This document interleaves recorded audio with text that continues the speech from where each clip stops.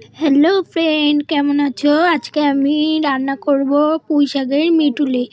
তো পুঁই শাকের মিটুলি রান্না করতে দেখো আমি কি নিয়েছি। পুঁই শাকের মিটুলি নিয়েছি, কুমড়ো নিয়েছি, আর বেগুন নিয়েছি, আলু নিয়েছি। সবগুলোকে একসাথে কেটে ধুয়ে ভালো করে রেখে দিয়েছি। তো চলো এবার দেখি কি। চিংড়ি মাছ নিয়েছি দেখো, আর এদিকে কাঁচা লঙ্কা, এদিকে পাঁচফোড়ন। এবার আমি তেলটাকে গরম করে নিয়েছি, তার মধ্যে পাঁচফোড়ন দিয়েছি। আর এবার গোটা লঙ্কা দিয়ে দিয়েছি, কারণ আমার বেবি আছে তাই ঝাল খেতে পারে না, আগেই বলেছি। তাই আমি গোটা লঙ্কা ইউজ করি। এবার চিংড়ি মাছগুলো দিয়ে দিয়েছি। তো চিংড়ি মাছগুলোকে হালকা হালকা করে ভেজে নেব। এবার ভাজার পরে একটু লাল লাল করে ভেজে নেব হালকা হালকা করে।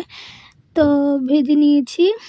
ভাজার পরে এবার পুঁই শাকের মিটুলিগুলো আর ওই সবজিগুলোকে আমি দিয়ে দেবো একসাথে, ভালো করে নাড়িয়ে চাড়িয়ে একটু কষিয়ে নেব মিষ্টিগুলোকে। তো আমার চ্যানেলে নতুন হয়ে থাকলে তোমরা প্লিজ আমার পাশে থেকো, আমার চ্যানেলটাকে একটা লাইক করো। আর সবাই ভালো থেকো। আর আমার নতুন নতুন চ্যানেল, আমার নতুন নতুন রান্না দেখে যদি ভালো লাগে আমার পাশে থাকবে। তো তারপরেই দেখো দিয়ে দিয়েছি হলুদ আর লবণ। এবার ওইগুলোকে সবগুলোকে একসাথে দিয়ে এবার ভালো করে নাড়িয়ে নেবে। এবার ঢেকে ঢেকে রান্নাটা করবে। এবার ঢেকে ঢেকে রান্না করলে জিনিসটা সিদ্ধও হয়ে যাবে, আর ওর মধ্যে সব কিছু ভালোভাবে ঢুকে যাবে। তো দেখো ঢুকে গেছে। দেখো আমার রান্নাটা এরকম হয়েছে। এবার এর মধ্যে দিয়ে দেবো পোস্ত আর সর্ষে বাটা। আমি পোস্ত আর সর্ষে বেটে রেখেছিলাম আগের থেকে। তো পোস্ত আর সর্ষে বাটাটাকে দিয়ে দিয়েছি। এবার নাড়িয়ে নাড়িয়ে এবার একটু নাড়িয়ে নেওয়ার পরে এবার দিয়ে দেবো জল। দেখো আমার ওইগুলো হালকা হালকা সিদ্ধ হয়ে গেছে।